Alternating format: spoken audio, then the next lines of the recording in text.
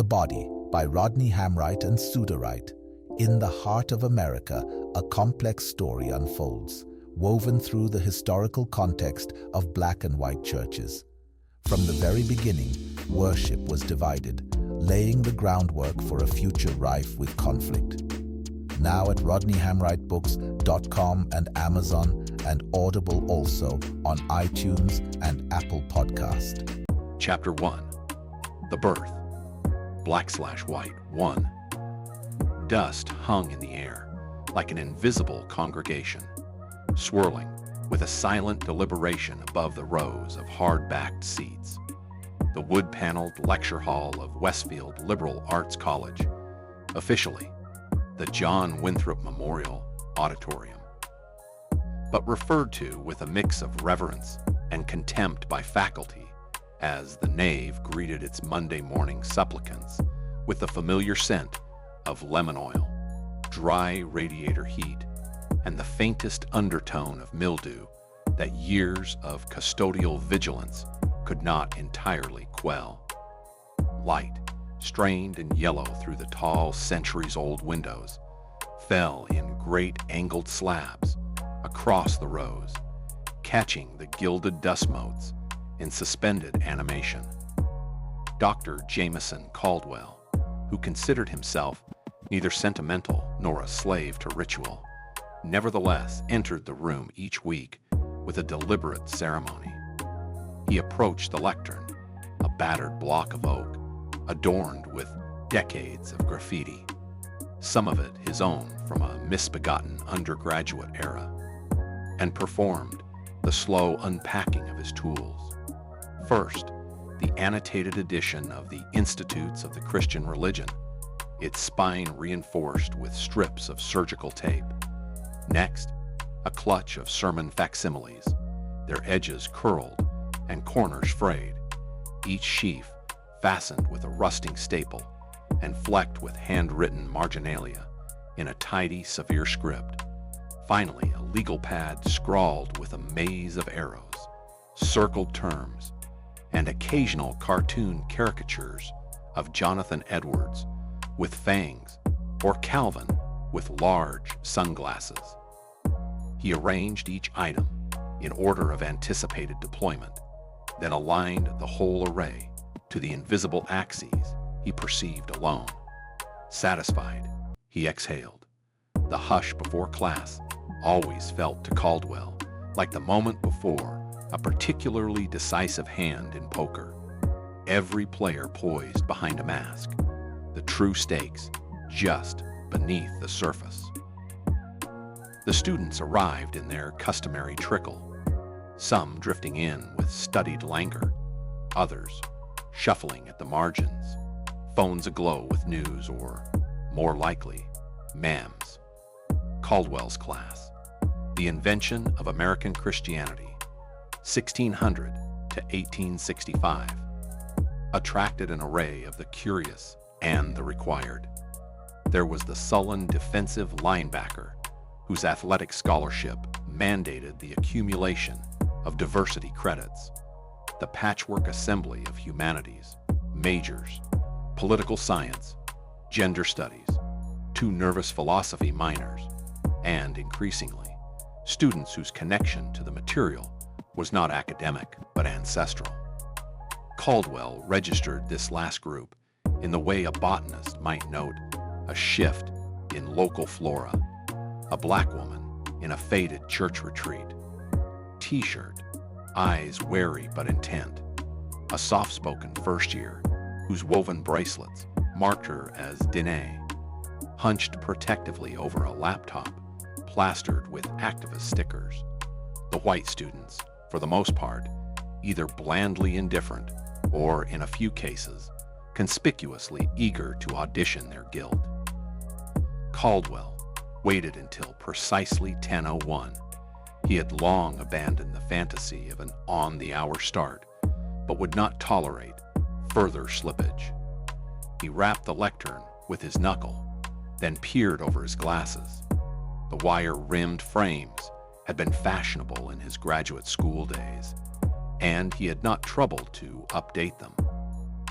All right, "Let's come to order," he said, his voice low but carrying easily to the back. The cadence was practiced, the slightly sardonic tilt to his vowels calculated to suggest both authority and an immunity to undergraduate theatrics. "Today, we undertake the impossible," Caldwell began, pacing a step to the right, a performance tic inherited from a beloved but long-dead mentor, namely, to unearth how European Christianity, precarious, embattled, obsessed with the ghosts of its own schisms, was refashioned for New World soil, not merely transplanted, but subjected to a process of natural selection, or, if you prefer the ecclesiastical metaphor, predestination. He paused, waiting to see if anyone would bite at the joke. A boy in the second row, ratty hoodie, arms crossed in defiance, snorted softly, "Good enough. Let us consider the raw materials first. We have, on the one hand, the theologies of the magisterial reformers, Calvin, Luther, Zwingli, and the like, each convinced of their monopoly on truth, yet mortally afraid of the contagious errors of their rivals. On the other, the practicalities of survival in the American colonies, hunger, violence, the constant threat of cultural and bodily extinction." He clicked a button on the battered remote, and the projector screen blinked to life with a slide showing dueling portraits of Luther and Calvin, rendered in garish oil paint reproductions. "Notice the attire," Caldwell observed, laser pointer circling the ornate robes. "Even in iconography, European Christianity is obsessed with vestment, with the outward signifier of authority. Now compare this." The slide flicked to an image of a ragged New England Puritan congregation, plain-clothed, dar, the minister indistinguishable from his flock, except by the slightly better cut of his homespun. To what you see here, democracy before democracy, or so the old narrative goes. But I want you to keep in mind, every level contains within it a new hierarchy. The displacement of old forms makes way for new ones. Caldwell's voice was even, but in his mind, he heard the specters of departmental debate, the still fresh memory of his tenure review, the condescending praise from a dean who had called his research timely, if a bit incendiary. He relished the discomfort his lectures sometimes provoked, but he was not a bomb thrower. His aim was always precision, to cut with a scalpel, not a machete. "Now," he said, walking back to the lectern, "what happens when these European inheritances encounter the realities of colonial life? You get, for one, an immediate tension between doctrine and lived experience. The Puritans, for instance, come to the so-called wilderness, convinced they are a chosen people. Yet within a generation, their theological rigor degrades, some would say evolves, into a mechanism for justifying their own expansion. Covenant becomes contract, and before long, contract becomes conquer." He adjusted his glasses, scanning the room for signs of comprehension or resistance. A few pens were moving. The Dene student was typing, not distracted, but intent on capturing every word. The black woman was still, arms folded, her gaze fixed on him with a kind of patience he found both flattering and unnerving. "Let's pause here," he continued, lowering his voice as if confiding in the front row. "There is a tendency, especially among contemporary historians, to reproject our own categories onto the past, to see the Puritans as either proto-fascists or freedom fighters. I would caution you against such reductionism. They were improvisers, Their theology was not a finished edifice, but a scaffolding, constantly adapted to the circumstances of the day. He caught himself. Scaffolding was one of those metaphors that had served him well, but lately seemed to crop up in every other conference paper. He resolved to exercise from his next lecture. Caldwell resumed pacing, one hand clapped behind his back, the other gesturing in sharp, deliberate cuts. By the time you reach the mid-17th century, the American church is less a transplantation and more a hybrid.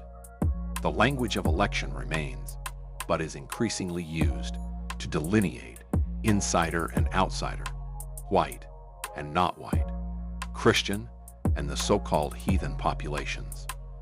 This is not an aberration. It is the logic of the project working itself out. He stopped, aware he was beginning to monologue.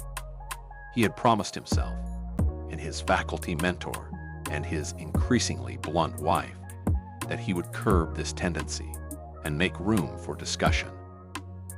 He looked out at the assembly, which had congested into an attentive silence. "Questions thus far?" he prompted, nodding toward the front row. No one spoke. Caldwell let the silence linger, an old teacher's trick. He watched as discomfort rippled outward glances exchanged. Someone fidgeting with the zipper on a parka, the linebacker shifting his considerable weight and clearing his throat with unnecessary volume. It was the philosophy minor, a gangly boy with prematurely receding hair, who finally raised a tentative hand. "So, you're saying the theological justifications for, like, colonialism wasn't just window dressing. They were essential to the way the church operated." "Precisely," Caldwell replied with a small smile. "Theological frameworks are not ornamental. They are the architecture of meaning. They give people, whole societies rational for their actions, a sense of order. That is why, when we study religious history, it is not just a chronicle of beliefs, but an archaeology of power." He moved to erase the slide, then reconsidered. The images, he thought, made the point more viscerally than any number of words. "Any other thoughts before we go deeper?" he said, gaze sweeping the back of the room, where in his experience, the most interesting dissent usually percolated. The black woman raised her hand, not with the casual slouch of someone hoping to be overlooked, but with the erect, unapologetic bearing of a person unafraid of scrutiny. "When you talk about power," she said, "do you mean just church hierarchy, or do you mean, like, white supremacy?" The question hung in the air, reverberating off the wood and plaster. Caldwell took a moment, resisting the urge to default to the safety of academic jargon. "I mean both," he replied, allowing a measured gravity into his tone. "In this context, they are often inseparable. The theological distinctions became, over time, the blueprint for social hierarchies.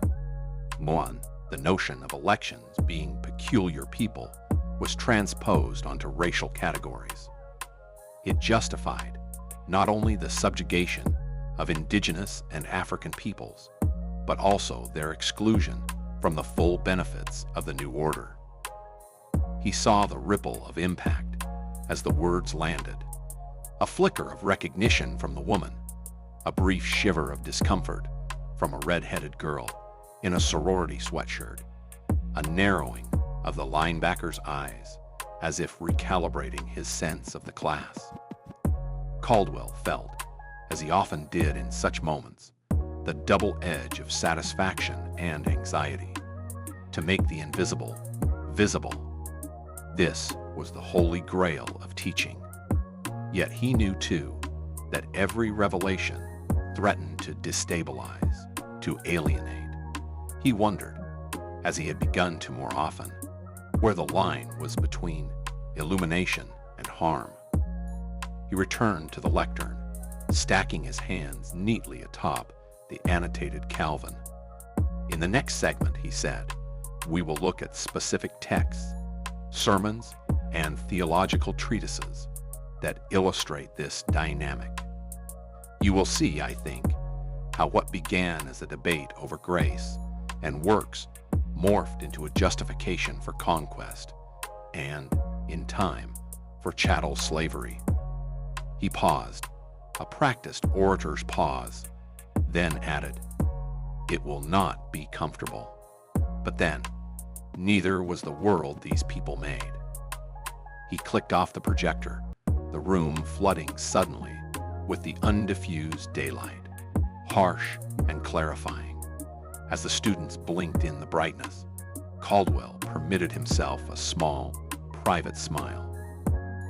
He was, he believed, at the top of his game. Black/white, too. The transition from grand narrative to primary source analysis was Caldwell's favored pivot, a moment in which the abstract drama of history condensed into the tangible particulars of ink and parchment. He waited until the last stray cough had subsided before reactivating the projector, its lens flaring against the residual sunlight like a miniature Pentecost. The next slide resolved into view a digitized scan of a 17th century sermon manuscript, the script faint and wavering, its edges burnt to a tobacco-stained brown. The room stilled, caught in the ghostly gravity of the document. Caldwell advanced to the lectern, tracing the projected script with the red flare of his laser pointer. Let's examine a text from the Reverend Cotton Mather, 1693, he said, voice modulating into a near liturgical cadence. The sermon is titled, with characteristic brevity, "The Call to the Western Wilderness."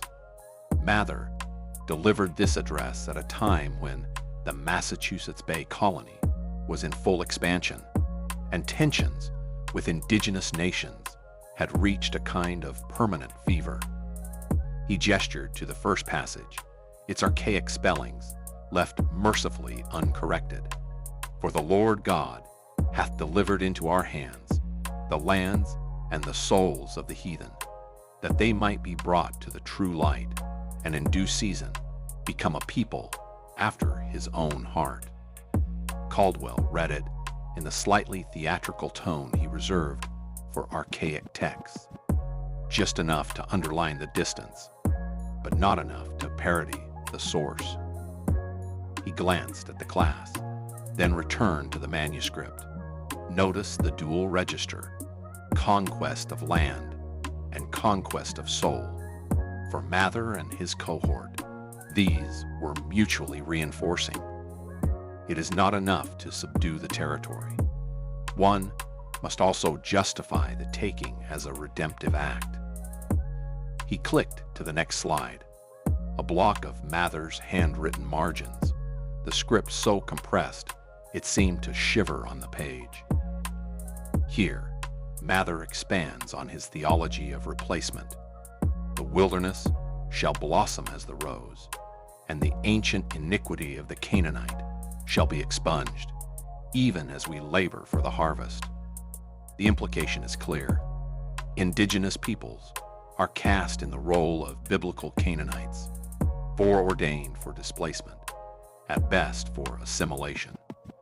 Caldwell's own marginal notes, transcribed in red type at the bottom of the slide, read, "Typology as political instrument, election equals erasure."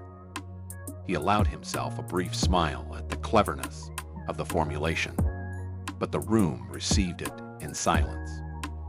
Caldwell scanned the rows for signs of intellectual engagement, his gaze alighting on the black woman in the faded t-shirt. Her expression now shuttered, chin tipped downward, as if bracing against a headwind. The Dene student wrote furiously, jaw set, her pen trembling with the velocity of transcription. Elsewhere, clusters of white students conferred in low, nervous whispers, the collective unease now a tangible presence in the room. Undeterred, Caldwell advanced to the next example, a printed broadsheet from 1707, its masthead proclaiming a day of humiliation and prayer in the aftermath of a bloody frontier skirmish.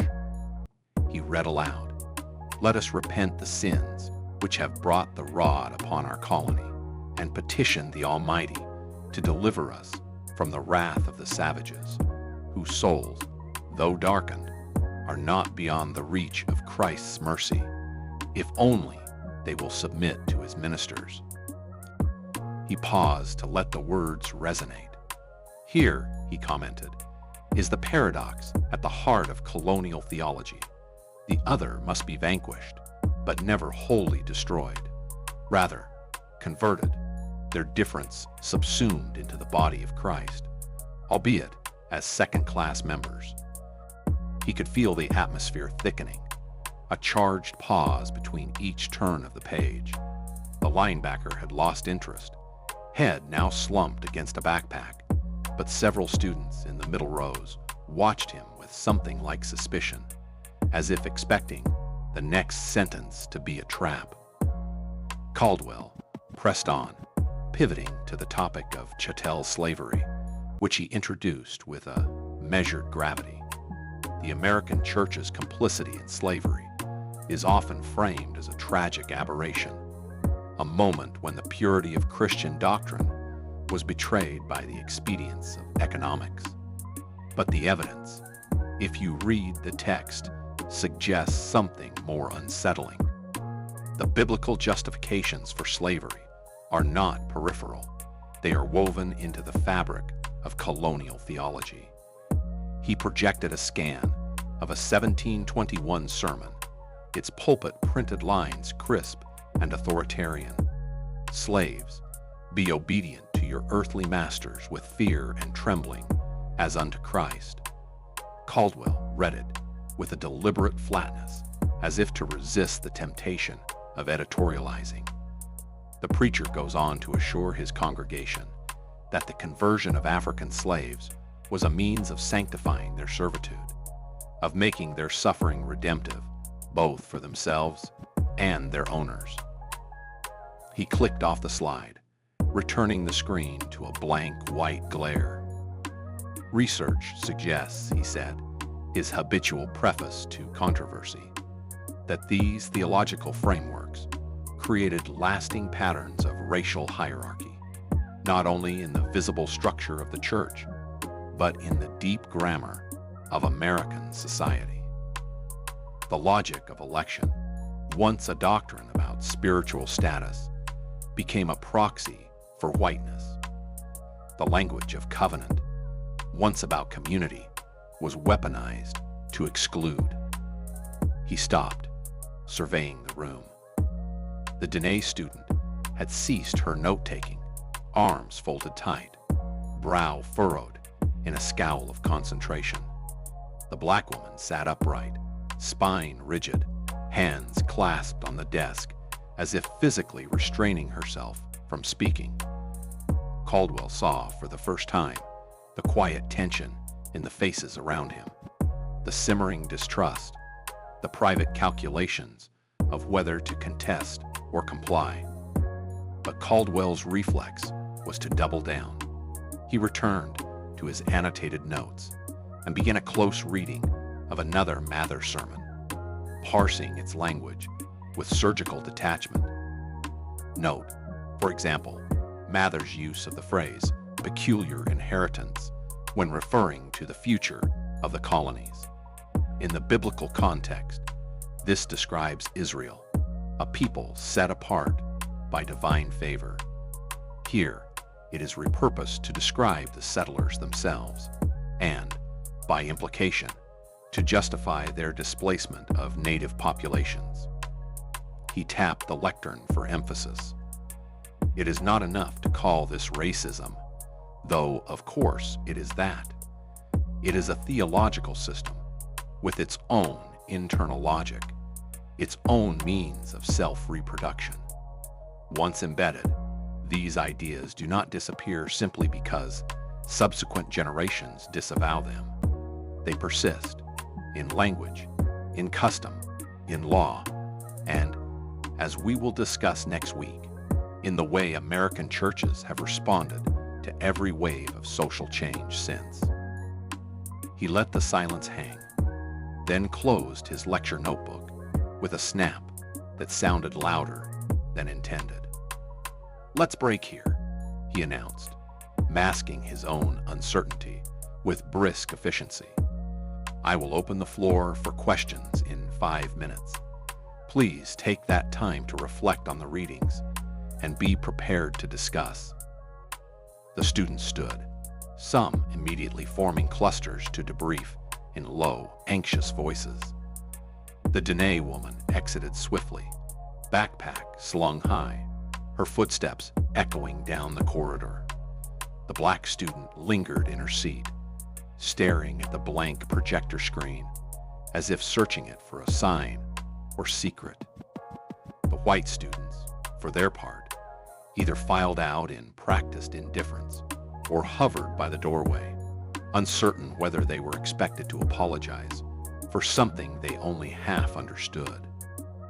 Caldwell remained at the lectern, adjusting his glasses with a precision born not of nervousness, but of habit.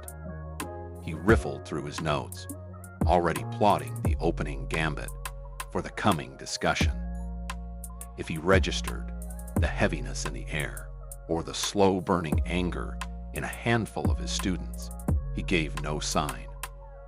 He was, in the idiom of his discipline, still at the helm. Black/white 3. When the students returned from break, the mood in the room had shifted. Gone was the easy murmur of hallway gossip and phone traffic. Instead, a hush lingered, as if the air itself had thickened during the intermission. Caldwell, sensitive to such atmospheric changes, noted the difference, but interpreted it through his accustomed lens, the residue of intellectual shock, not the precursor to open dissent. He initiated the question period with a ritual query. Who would like to begin? His tone was searching, lightly teasing, as if to imply that the only risk was the embarrassment of being first. The silence stretched longer than usual. Caldwell surveyed the room, then called on the black woman, whose hand had been hovering at the edge of a gesture. Her voice, when it emerged, was steady, pitched to reach the entire hall. "You talked about these sermons as if they're just artifacts," she began, her eyes locked on Caldwell's. "But for a lot of us, they are more like evidence of crimes, not just ideas.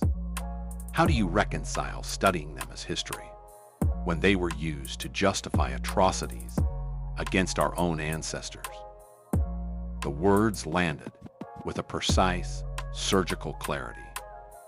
Caldwell felt an unexpected heat rising to his face. Not shame, exactly, but the prickly awareness of having been seen through. He flicked his glasses up, buying a moment to compose his response. "That's an important question," he said, defaulting to the neutral territory of history. In the discipline of history, we strive for what is called critical distance. The point is not to excuse or diminish the suffering these texts enabled, but to understand how their logic operated in context. Only then can we interrogate their legacy and, ideally, resist its repetition. He sensed the inadequacy of his own answer, even as he spoke it. The woman's gaze did not waver. Caldwell searched for her expression for confirmation, for an opening to further nuance the point, but found only a waiting silence. Another hand went up, the philosophy minor, face tight, with a kind of angry curiosity. "But isn't that just abstraction? Like Aren't we supposed to care about the consequences? Otherwise, what is the point? He spoke with the incredulity of a person who had only recently discovered the existence of bad faith and resented it bitterly. Caldwell answered with more conviction than he felt. Objectivity is not apathy, he insisted, though I understand why it can look that way. The methodological rigor we apply is meant to keep us from rewriting history according to our own preferences or prejudices. If we only see what we want to see, we miss the structural forces that continue to operate beneath the surface. He registered the way several students stiffened at the word preferences. A subtle shudder moved through the front row. The Dene woman raised her hand, speaking with rapid, clipped precision. You say structural, but I do not see the structure changing much. The church is still segregated. Reservation missions still treat us like souls to be harvested, not people. If the logic is so obvious, why isn't it different now? Caldwell inhaled, sensing the ground shifting under him. He had anticipated resistance, but not this degree of informed, personal challenge. He reached for the comfort of data. There are, of course, denominational differences. Some traditions have made genuine efforts at reconciliation, though, as you point out, the effects are mixed at best. My current research is on 20th century efforts to address these very problems. He saw, as he said it, the futility of appealing to research when the question was about pain. The student's mouth tightened into a thin, skeptical line. The next question was even more pointed. A soft-spoken transfer student who had not yet contributed to class raised her hand with a tremor of uncertainty. I guess I just wonder, she said, if you think about how these doctrines might have shaped your own perspective. Like if you grew up believing you were the elect, how does that affect the way you teach or even see yourself now? The question posed so gently landed with the force of an accusation. Caldwell opened his mouth to answer, found nothing, and closed it again. For a moment, he felt the vertigo of being stripped of all defensive scaffolding. He had spent a career deconstructing the myth of objectivity in others, but rarely turned the analysis inward. He was not sure he liked what he saw. He glanced down at his notes, the red inked margins suddenly loud and garish. He wondered how many times he had written structural forces, as if naming them was the same as destroying them. The thought was oddly humiliating. He tried again, this time allowing some uncertainty into his voice. That's a fair point, he admitted. I do think about it, and perhaps not as critically as I should. The goal, at least as I see it, is to cultivate awareness of our own positionality. But I acknowledge that is easier said than done. He saw the Dene student nod, slowly, as if in concession to the admission. The black woman, however, only looked at him with renewed intensity. The next hand to rise belonged to a white student, one of the eager-to-be-guilty types of Caldwell had cataloged. His question was almost apologetic. Is there any way to, recover the good parts? Or is it all just tainted? Caldwell responded on instinct. There is value in critical recovery, but it requires honest reckoning with the harm, not just nostalgia for imagined virtues. We cannot extract the good parts without understanding how they were constructed and at whose expense. He was dimly aware that he was paraphrasing the conclusion of his own first book, and wondered if the repetition was a sign of intellectual integrity or simply the flow of old arguments. The Q&A continued in this way, with each question freighter than the last. Caldwell found himself oscillating between the familiar comfort of academic debate and a growing, gnawing sense of his own inadequacy. He tried to keep his answers grounded, to avoid the trap of platitude, but the old formulas now sound empty, even to himself. The session reached a final crescendo with the intervention of a student who, until now, had been silent. He was a sophomore, narrow-shouldered, with an air of perpetual apology. Caldwell recalled only that he had transferred from a community college in the Delta and that he sat alone by the aisle. The student did not raise his hand, but spoke directly, voice barely above a whisper. "Some of us can't approach this as just an intellectual exercise," he said, his gaze fixed on the stained wood of his desktop. "Not when our grandparents are still alive to tell the stories, not when the churches back home still look exactly like the ones you are describing. Just now." The effect was immediate and total. The usual murmurs evaporated. For a moment, even the ambient noise of the hallway seemed to recede. Caldwell felt an unfamiliar tightness in his chest. He tried to formulate a response, but found that the entire edifice of his argument, his career in some ways, had been cut through at a single stroke. The only words he managed were, "Thank you. I had not considered it quite that way." There was no follow-up.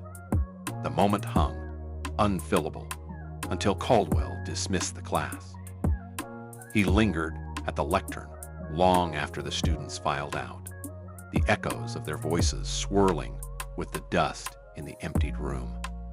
He stood motionless, hands resting atop the annotated Calvin, eyes tracing the pale outlines of where the projected text had been, as if hoping for some further revelation. He remained that way until the late sunlight retreated from the windows, and the scent of old wood and vanished voices became the only congregation left to witness his silence. The Body by Rodney Hamright and Suda Wright. In the heart of America, a complex story unfolds, woven through the historical context of black and white churches. From the very beginning, worship was divided, laying the groundwork for a future rife with conflict. Now at RodneyHamwrightBooks.com and Amazon and Audible, also on iTunes and Apple Podcast.